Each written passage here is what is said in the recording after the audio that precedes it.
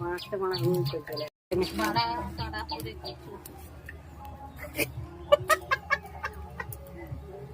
আর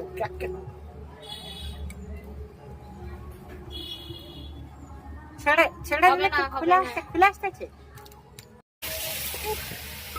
প্রচুর গরম। এখানে রান্না বান্না হচ্ছে আজকে। এই যে কোটাকুটি করে নিয়ে চলে এসেছি। আরে শাক ভাজা শাক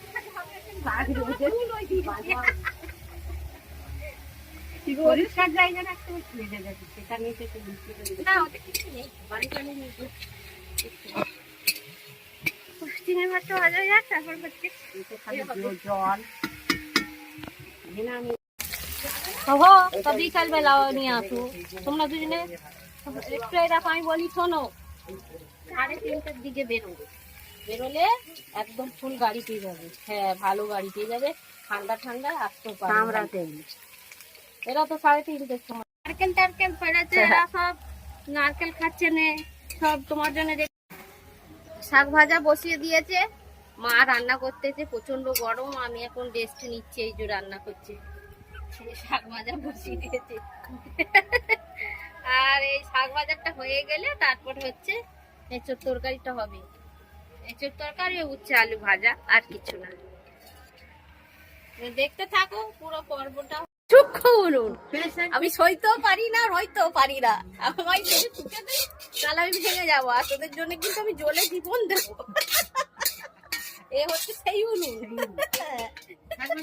নিয়ে চলে যা ঐতিহ্যবাহী উনুন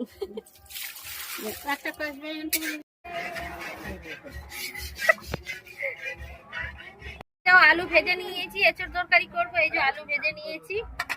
আর এই যে পেঁয়াজ দিয়ে দিলাম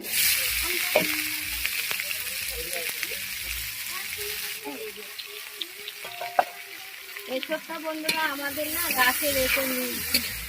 তোমাদের দেখা হয়নি মানে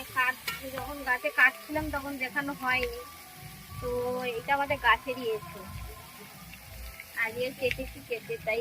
তরকারি হচ্ছে একদম পেঁয়াজটা লাল লাল করে ভেজে নিই তারপরে হচ্ছে একে একে সব মশলা দেবো কাঁচা লঙ্কা ছেলা দিয়ে দিচ্ছি ওদিকে পুজোর গান হচ্ছে সবাই গানগুলো ইগনোর করবে কারণ পুজো সবাই জানো টমেটোটাও দিয়ে দিচ্ছি